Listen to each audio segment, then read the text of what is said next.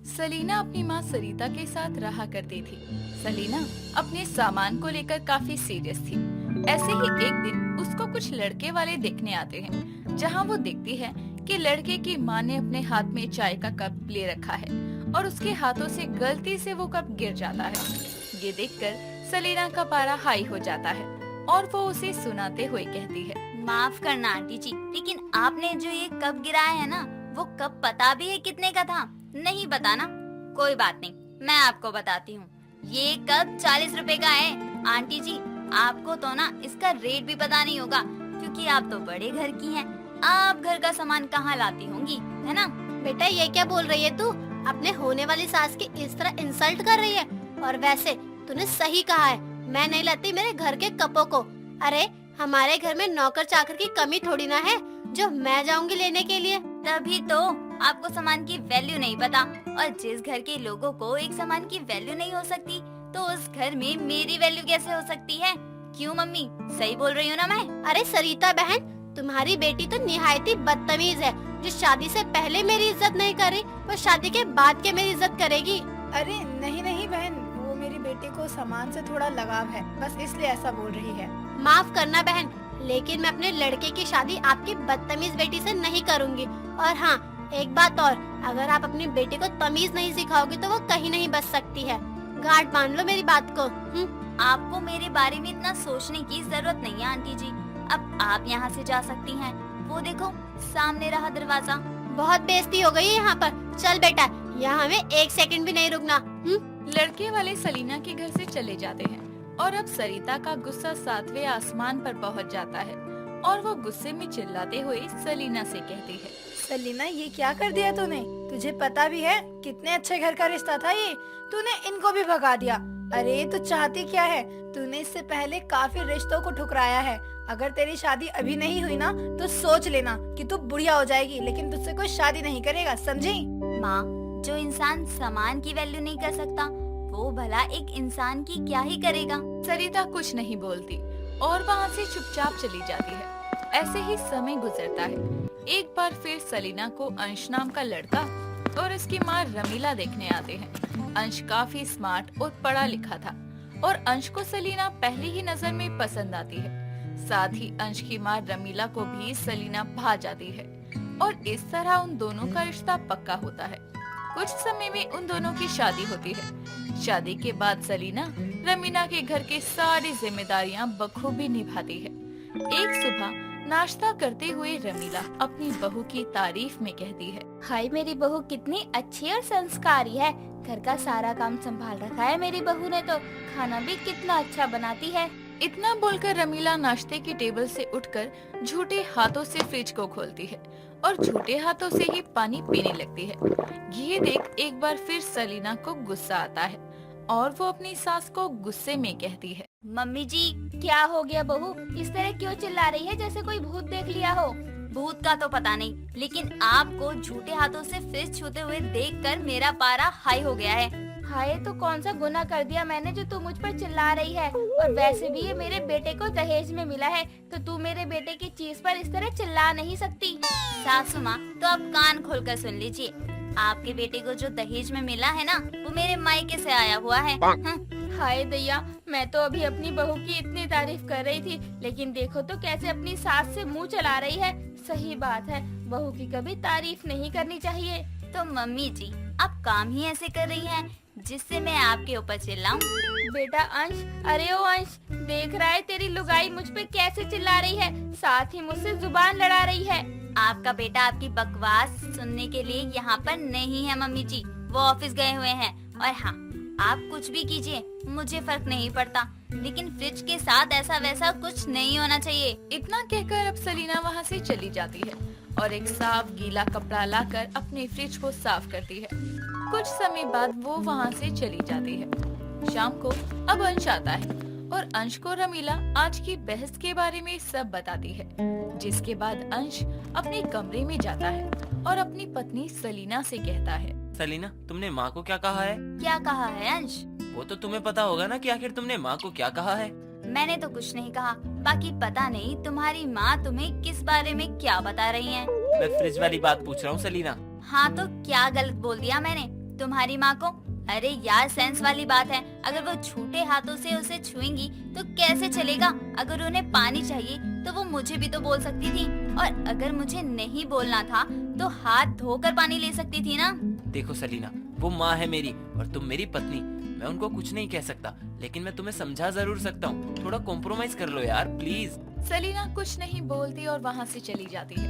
अगली सुबह जब रमीला अपनी बहू को देखती है कि वो फ्रिज से रात के चावल निकालकर फ्रेश चावलों में मिला रही है, तो वो उस समय उसको कुछ नहीं बोलती और वहाँ से चुपचाप चली जाती है।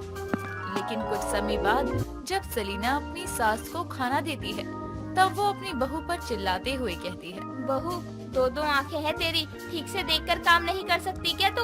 क्या हो गया है मम्मी जी? क्या प्रॉब्लम है? अब आपको कहाँ दिक्कत है?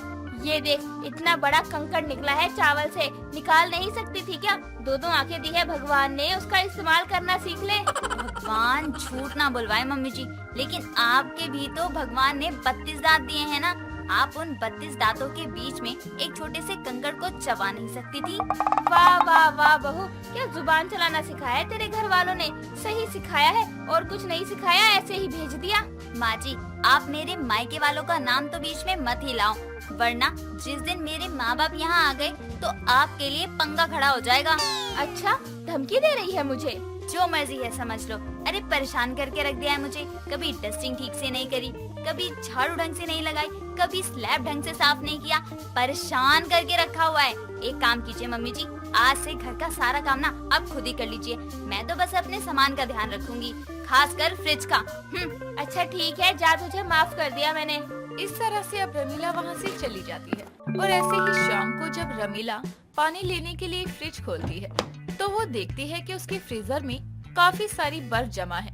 ये देखकर रमीला चाकू लेकर आती है और फ्रीजर पर मारने लगती है, जिसकी वजह से फ्रीजर का दरवाजा ही टूट जाता है, लेकिन वो बर्फ नहीं पिघलती। ये देखकर रमीला खुद से कहती है, हे भगवान, ये क्या हो गया? मैं तो बर्फ निकाल रही थी, लेकिन यहाँ तो ये ढक्कन ही निकल गया। अब क्या करूँ? बहू देखेगी तो सारा घर सर पर उठा लेगी।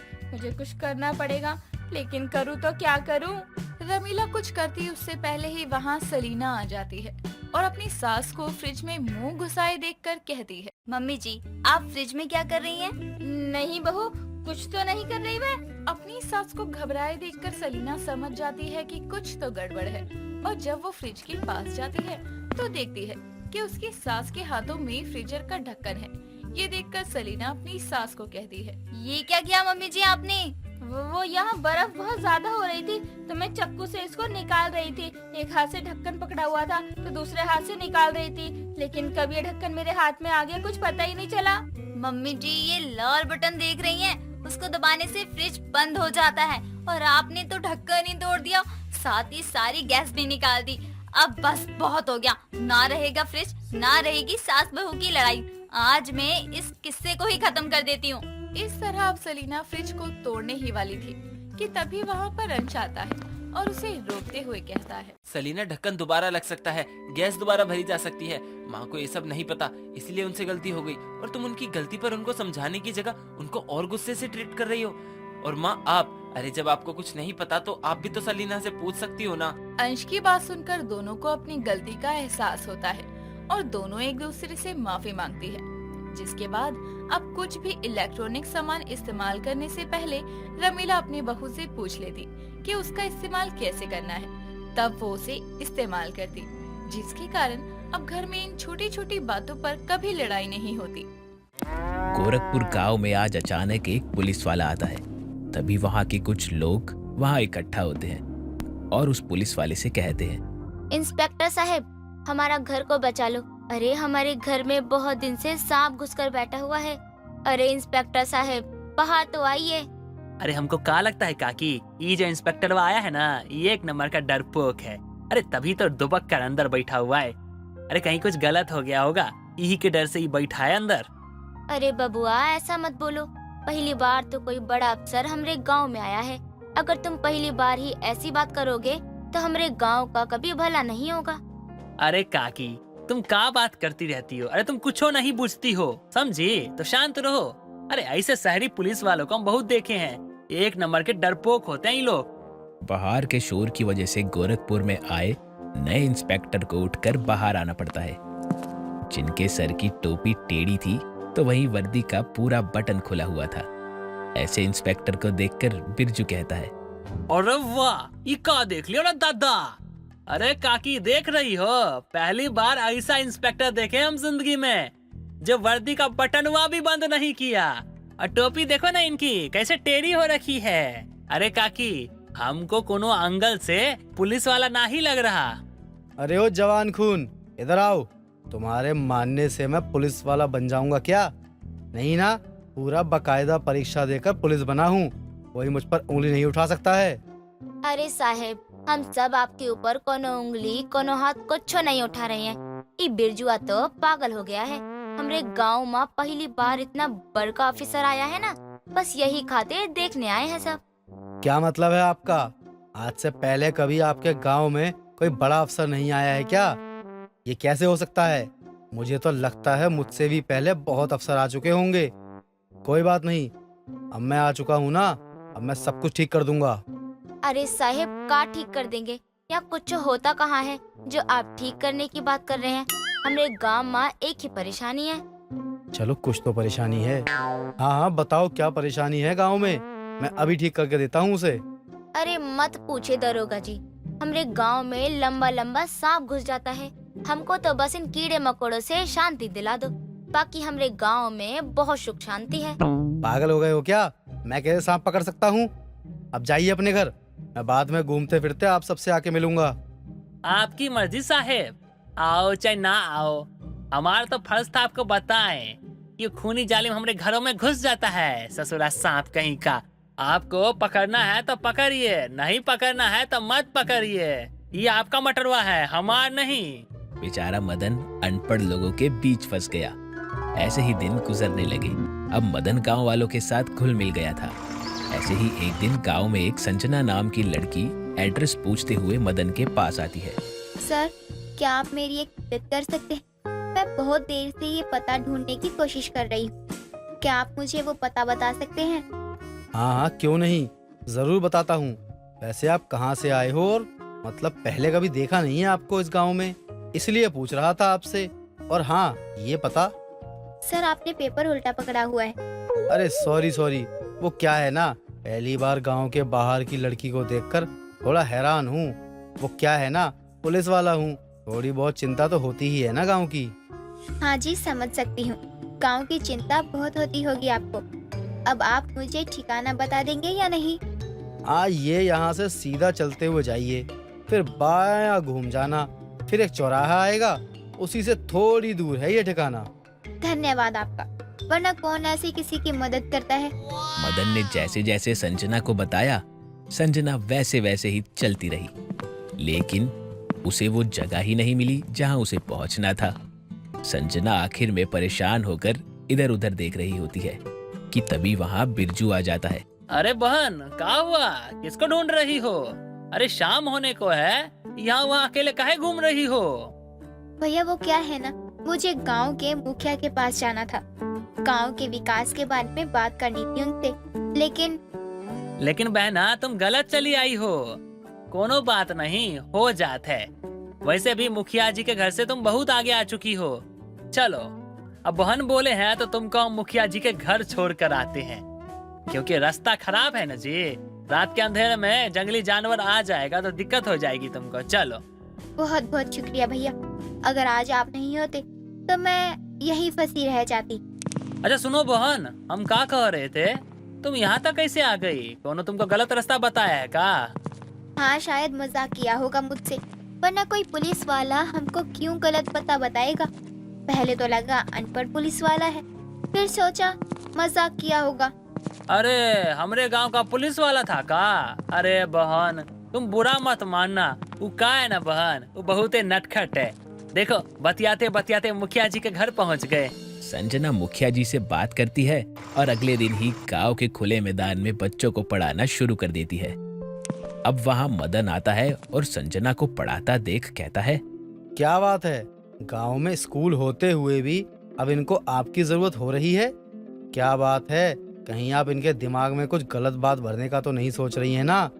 देखिए, मैं इस गांव का दारोगा हूँ और मैं अपने गांव के लोगों को कुछ नहीं होने दूंगा। क्या पागलों की तरह बातें किए जा रहे हो? मैं इन बच्चों को पढ़ा रही हूँ, कोई गलत काम नहीं कर रही हूँ मैं, समझे? स्कूल तो है, आप वहाँ क्यों नहीं पढ़ा रही हैं? यहाँ खुले आसमान के नीचे कौन ऐसे पढ़ाता है भाई? मैं पढ़ाती भी हूँ। और रही आपकी बात कि मैं इनको कुछ गलत नहीं पढ़ा रही हूँ, आप क्या सच में अनपढ़ पुलिस वाले हैं? जो मैं पढ़ा रही हूँ वो भी समझ में नहीं आ रहा। अरे मेरा मतलब है कि मैं जो सवाल पूछ रहा हूँ ये गांव वालों के तरफ से है, बस और कुछ नहीं है। मैं तो सब कुछ समझ गया, लेकिन ये गांव वाले हैं ना, इनको भी तो समझाना बहुत जरूरी होता है। हाँ, डर गए ना आप भी। मैं तो आपसे मजाक कर रही थी, लेकिन आपका तो चेहरा देखकर लग रहा है कि आपकी तो हवाएं उड़ गई हैं। अच्छा मजाक था वैसे। Nice, good one, nice. अरे इंस्पेक्टर साहब, बुरा मत मानना। उस दिन आपने मेरे साथ मजाक किया था, तो आज मैंने आपके साथ मजाक कर लिया, बस अब हिसाब बराबर। अरे बाप, क्या मिसाइल छोड़ा था इस लड़की ने तो। अगर मेरी सच्चाई सबके सामने आ जाती तो मेरे को तो ये सब लोग मिलकर खत्म ही कर डालते आज। मदन का रवैया देखकर संजना को थोड़ा शक होता है और उसी शक के आधार पर संजना एक दिन शहर जाती है और वहाँ के थाने के इंचार्ज से बात करती है। ऐसे ही कुछ दिन गुजर जाते हैं और एक दिन संजना गांव वालों को इकट्ठा कर लेती है। देखिए चाची, आपने कभी अनपढ़ पुलिस वाला देखा है क्या? नहीं देखा तो अपने गांव के थानेदार को देख लो, पता नहीं कहां से आया है, बिना कोई पढ़ाई पूरी किए ये पुलिस वाला कैसे बन गया। लेकिन बिटिया, हम कैसे साबित करेंगे? और हाँ, अगर ये कोई पुलिस वाला नहीं है तो कौन है जो हम लोगों के साथ रहता है और क्यों रह रहा है?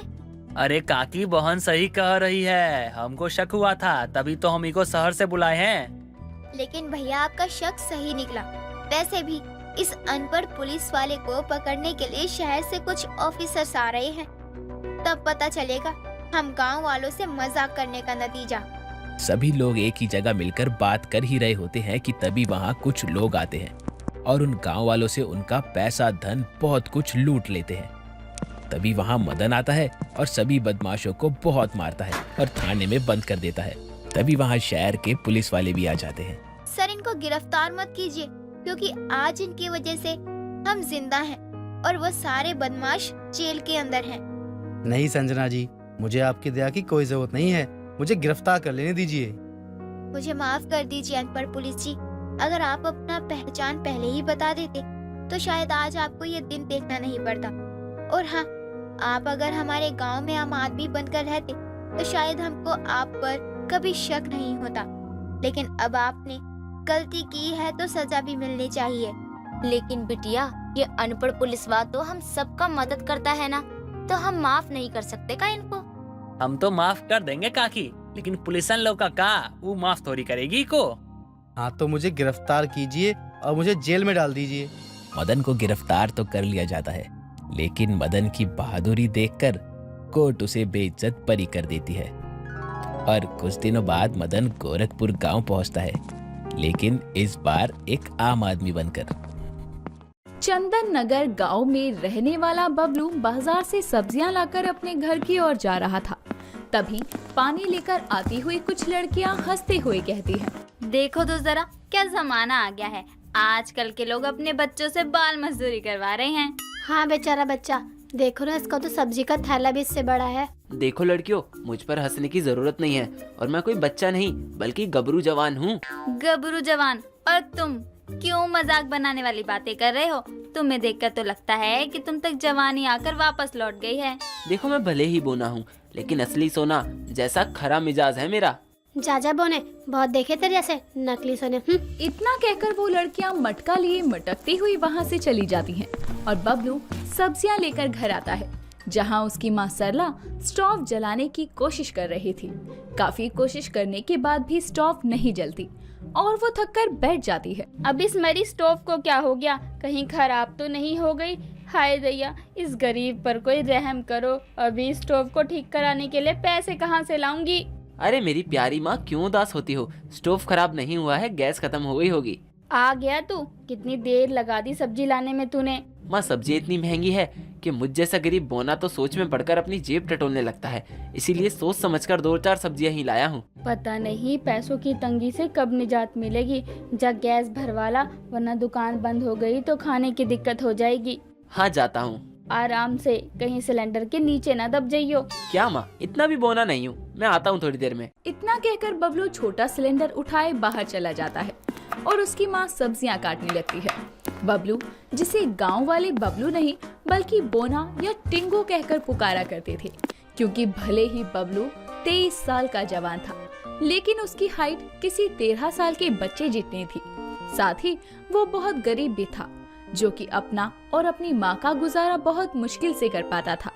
गांव के लोग उस गरीब बोने का बहुत मजाक बनाते थे, लेकिन गांव में उसका एक जिगरी दोस्त था मंगलू, जिसके साथ समय बिताकर उसे अच्छा लगता था। एक रोज बबलू अपने दोस्त मंगलू के साथ गांव की एक शादी में जाता है, जहां फेरे लेते हुए दुल्हा दुल्हन पर फूल फेंकते हुए मंगलू कहता है, यार बबलू, हमारे फेरे कब होंगे? जब कोई लड़की मिलेगी। लड़की तो बहुत मिली है, लेकिन हमको कोई पसंद ही नहीं आती। कैसा खच्चर है तू, तुझे लड़की मिल रही है तो पसंद नहीं आ रही, और यहाँ एक मैं बोना जिसे पसंद से क्या, लड़की मिल जाए वही बहुत है। ऐसा काहे सोचता है बबलू? जानता है ना, सबकी जोड़ी ऊपर से बनकर आती है। तुम्हारे लिए भी बैठी होगी कोई बोनी। मुझे तो नहीं लगता, एक तो बोना ऊपर से गरीब, ऐसा पति कौन सी लड़की चाहेगी? मंगलू, मुझे तो लगता है ये तेरा गरीब बोना दोस्त कुआरा ही मरेगा। अरे यार, अभी आधी जिंदगी नहीं गुजरी, तुम मरने की बात करते हो। राम जी सब भली करेंगे, शादी का लड्डू खाने को मिले ना मिले, चलो शादी का खाना ही खा ले। तभी दोनों खाना खाने के लिए चले जाते हैं। समय बीतता है। बबलू की बढ़ती उम्र के साथ उसकी माँ सरला को उसकी शादी की जल्दी होने लगी थी, क्योंकि बुढ़ापे के कारण अब वो भी घर को नहीं संभाल पाती थी। तो बबलू जिस सेठ के यहाँ काम किया करता था, उस सेठ के गांव से शहर चले जाने के कारण उसका काम भी छूट जाता है, जिसके कारण उसके घर में पैसों की तंगी होने लगी थी। एक रोज खाना खाते हुए बबलू अपनी माँ से कहता है, माँ ये सब्जी तो कच्ची कच्ची लग रही है, ढंग से पकाई नहीं है क्या? हाँ, नहीं पकाई, क्योंकि सब्जी में मसाले डाले तभी गैस खत्म हो गई। अभी आधी कच्ची पक्की सब्जी ही बनी है, ऊपर से पैसे भी नहीं है जो गैस भरवा लेती। माँ मैं समझता हूँ, लेकिन मुझ बोने को बच्चा समझकर लोग काम देने से ही मना कर देते हैं। मैंने मंगलू से भी बात की है, तो वो भी अपनी तरफ से कोशिश कर रहा है। अच्छा माँ, वो विमला काकी ने कोई रिश्ता बताया कि नहीं? अरे वो कहाँ से रिश्ता लाएगी? कहती है एक तो तुम्हारा बेटा बोना, ऊपर से अब कोई काम भी नहीं कर रहा, तो बीवी का खर्चा कहाँ से उठाएगा? मैं तो खुद घर में बहू आने की राह देख रही हूँ, लेकिन पता नहीं मेरे नसीब में बहू का सुख लिखा भी है या नहीं। अपनी माँ की बात सुनकर बबलू खाना छोड़कर वहाँ से निकल जाता है और काम ढूंढने की बहुत कोशिश करता है। कुछ दिनों बाद मंगलू की मदद के कारण उसे एक गैरेज में नौकरी मिल जाती है, जहां वो गाड़ियां ठीक करने का काम भी सीखने लगता है। गाड़ियों की धुलाई भी करता है। 2 महीने का समय बीत जाता है और एक रोज बबलू अपनी माँ और दोस्त मंगलू के साथ दूसरे गांव में रिश्ते के लिए लड़की वालों के घर जाता है, जहां उनकी खूब आओ भगत होती है। थोड़ी देर में एक काली सी लड़की चाय नाश्ता लेकर सामने आती है, तो उस लड़की की माँ सुनीता मंगलू को देखकर कहती है, बेटा यही है मेरी बेटी कविता, तुम्हें इससे जो पूछना है पूछ लो। अरे हम काहे के लिए कुछ पूछे? बेटा अब शादी तुम्हें करनी है तो सवाल भी तुम ही पूछोगे ना। नहीं नहीं बहन जी, ये लड़का नहीं है, लड़का तो ये है बबलू। बहन जी देखिए, मजाक मत करिए। माना कि मेरी लड़की काली है, लेकिन इसका मतलब ये नहीं है कि उसकी शादी ना हो या मैं अपनी बच्ची की शादी किसी से भी करवा दूं। अरे अरे आंटी जी, बच्चा नहीं, यही तो सच्चा लड़का है, हम तो इसके दोस्त हैं। हे भगवान, यानी आपका बेटा बोना है बहन जी? हाँ, तो आपकी लड़की भी तो काली है, ये तो आपने बताया ही नहीं था। मुझे क्या पता था कि मेरी बेटी के लिए एक बूने लड़के का रिश्ता आएगा। आप लोग शांत हो जाइए। देखिए आंटी जी, ना हमें कुछ पता था और ना आपको, लेकिन अब तो सारी सच्चाई सामने है ना, तो एक दूसरे को नीचा दिखाने की जगह क्या हम शांति से बात नहीं कर सकते? हाँ माँ, ये हमारे मेहमान हैं, पहली बार घर आए हैं, ऐसी बात करेंगी तो अच्छा लगेगा। हाँ आंटी जी, देखिए लड़का लड़की ने एक दूसरे को देख लिया है, अच्छा होगा कि आप इन दोनों को अकेले में बात करने दें। तभी सुनीता खुद को शांत करती है और अपने मन में कहती है, शायद यही ठीक होगा। वैसे भी कविता के काले रंग के चलते रिश्ते घर आकर लौट जाते हैं। ऐसे ही चलता रहा तो मेरी बिटिया का तो घर ही नहीं बसेगा। जिसके बाद सुनीता सरला से ठीक से बात करने लगती है तो वहीं कविता और बबलू भी आपस में बात करने के लिए आंगन में आ जाते हैं, जहां कविता और बबलू एक दूसरे से जान पहचान करते हैं। दोनों को बातें करने पर पता चलता है कि दोनों ही समाज के बुरे बर्ताव का शिकार रहे हैं, जिसके कारण एक दूसरे को उनकी कमी के साथ अपनाते हुए वो एक दूसरे से शादी के लिए हाँ कर देते हैं और उनकी हाँ सुनकर उनके परिवार वाले भी मान जाते हैं और कुछ समय के भीतर ही बोने की शादी काली कविता से हो जाती है और वो अपनी शादीशुदा जिंदगी की शुरुआत करते हैं। एक रोज गांव की दो लड़कियां बबलू के घर से गुजर रही थी। तभी कपड़े सुखाती कविता को देखकर वो ताना कसते हुए कहती है, ये देख, ये ही काली बनी है बबलू बोने की लुगाई। अरे अरे अरे, कितनी काली है। ये तो वही बात हो गई, बोने के हाथ काला सोना लग गया। और तुम लोग तो अब अपनी सोचो। देखो सासू माँ, क्या जमाना आ गया है। मेरे जैसी काली का घर बस गया और ये गोरिया कुंवारी घूम रही है। हाँ, काली ही सही, लेकिन मेरा बेटा मेरे लिए सोने सी बहू लाया है। उनकी बातें सुनकर दोनों लड़कियां मुंह बनाते हुए वहां से चली जाती हैं। समय बीतता है, बबलू भी गैरेज पर काम करते हुए गाड़ियां ठीक करना सीख जाता है। मेहनत से काम करके और अपने परिवार की जीविका को वो अच्छे से चलाता है और अपने परिवार के साथ जिंदगी में आगे बढ़ता जाता है।